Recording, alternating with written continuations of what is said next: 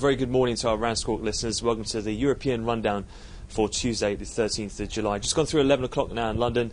In terms of how we opened in Europe, sentiment was relatively positive at the get-go. That was following those better than expected Alcoa earnings, which officially kickstart the US earnings season for Q2. They also were pretty positive in their outlook in terms of aluminium demand, seeing it at 10 to 12% by year end.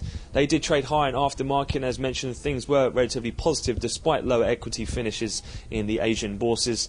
However, things did take quite a severe bout or change in sentiment. That was after a surprise announcement from the rating agency Moody's, who made a double-notch downgrade of Portugal's sovereign rating to now A1 with a stable outlook. Initially, the euro got hit quite hard, and as too did the European stock futures. However, the actual move was pretty short-lived and was pretty much recouped and pared back the entire losses within a half-an-hour window. Pretty much the market expecting at some point or another Portugal could well have been downgraded, given the fact that they were put on watch negative by Moody's around May of this year. But the actual comments as well that followed from Moody's, they said that now that the outlook is stable, some analysts saying that that could well be the floor in terms of any further downgrades that may come.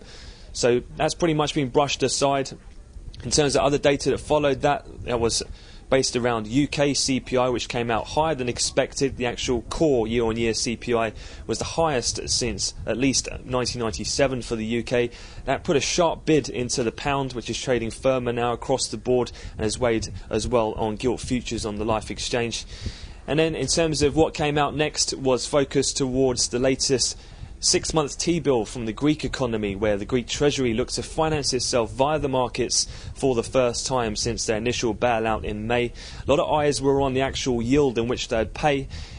Expectation was that anything above 5% would have been very negative for the market, but it actually came out at 4.65%, so able to finance themselves below the market in which they would get from the EU and IMF. So a big positive there from the Greek economy, and since then things have continued to rally in terms of European equities. We're up over 1.5% pretty much across Europe.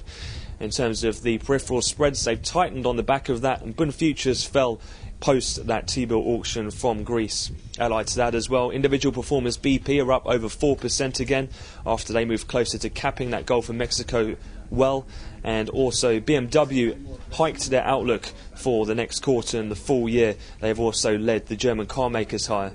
Looking forward then towards the rest of the session from the US will be trade balance, will be the main data release, and then we'll also have the next auction from the US will be the 10-year notes at 6 o'clock London, 12 Chicago. So we'll have another update for you at the European cash close, but I wish you all a great trading day.